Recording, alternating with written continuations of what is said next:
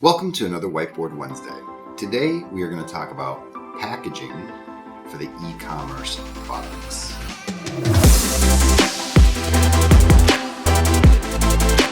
To start, always think of what we do here actually is start from part one, right? Like get the branding guide, get all of your colors, make sure you have a very proper representation of your brand.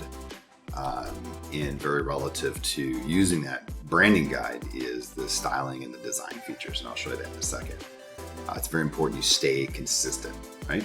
And the message is clear, as well as fonts, colors, and all the logos stay within that consistent move forward from your online presence, social media, packaging. You want people to be able to pick your products out with ease, understand what it is, and have it be like a household name. There's also a lot of other factors that drive proper packaging.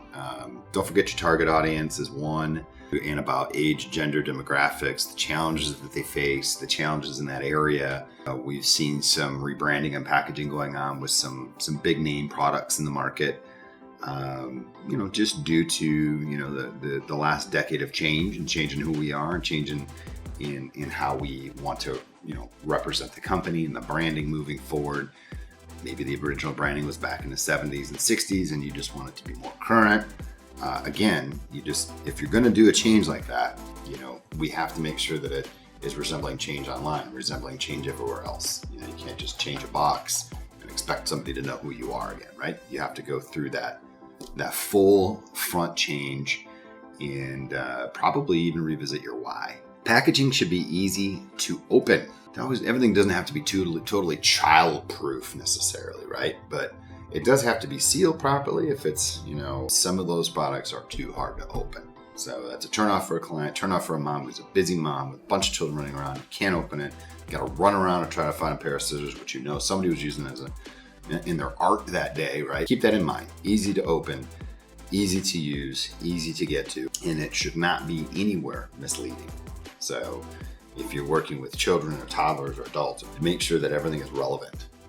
Recyclable and sustainable packaging. It's important for our environment. It's important you understand where your company stands on that. And that's, again, part of your why. So everything comes from understanding first, building out, getting your branding on point, your message clear, and really kind of attacking this from the outside coming in, looking in at who you want to be. Visually appealing packaging that stands out on the shelf. It doesn't have to be a glaring, bright green, neon, and yellow always, but it does have to stay in front of the person, be able to capture that eye so they know that brand.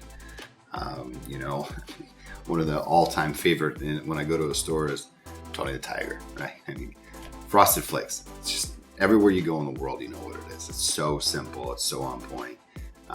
And again, I'm using an old example to show you that it's still in the modern day, right? Like my kids see that, they're like, yeah, we'll grab a box of that. We know what it tastes like. We know what it's about. We know who it is. If you're looking to be a household name, if you're looking to be a product that stands out on the shelf, again, there's a lot more in packaging that goes behind it. So when I say it's easy to open, you want it to be easy to open. Not only do you have to design the packaging inside and out, right? All the boxes and all the different pieces that you have to have on there, but also you have the inner packaging on almost every product now, whether it's a label or another inner flap where you would foil wrapping, things of that nature, right? So you have to design all of that in mind. Here's another prime example. Easy to open, pull it out, literally rip and tear, right? Easy. So there's a lot that goes behind some of the clients we've done all this for. And again, just keep it in mind, easy to use, easy to navigate on the shelf, proper display of what your real message is, very clean, consistent branding is going to make you stand out in the market. And we're here to help you understand that. We do a lot of research with our clients before we even step into the packaging mode.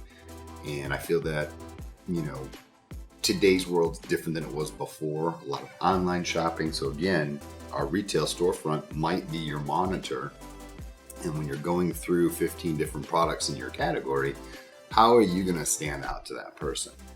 Again, packaging also is the digital display in the front, right? So we want to make sure that you see that, it's online, you're like, I know that, I'll grab that.